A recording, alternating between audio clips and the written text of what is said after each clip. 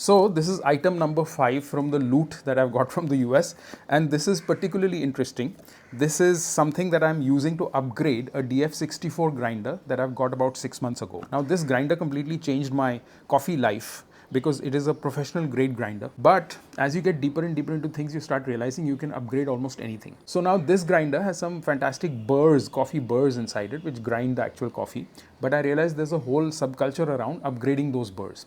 So I found out about these SSP burrs. These are burrs which are precision machine tooled and kind of built to the level of microns.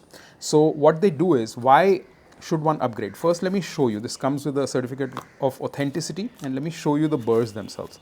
So they are like this. They're kind of red colored because they're coated with a special coating that gives them durability and makes them really, really hard. It increases their hardness.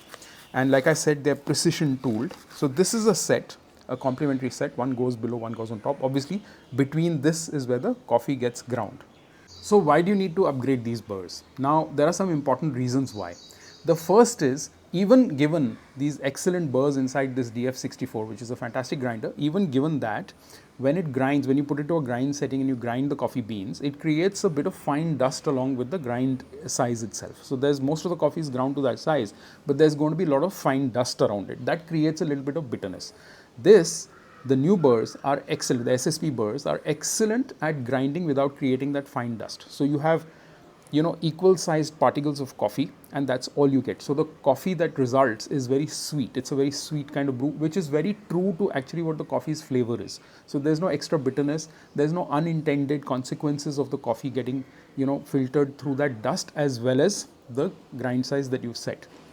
So it's got a lot of natural flavors and expressions that these burrs can't, they're not as sophisticated. That's why it's a very, very flexible kind of burr. So you can not just make espresso, which is what most of these grinders are tuned for. So they're pretty good for espressos, but as soon as you start going into filter coffee or pour overs and things like that, because of that dust and because the fact that you're creating one grind but you're also creating microparticles with it, doesn't allow you to make the absolute best pour over that you might want, right? So the sophistication of the brew from this is going to be much, much better, particularly in the filter and pour over variety, but also for espresso. The tolerances are down to a few microns.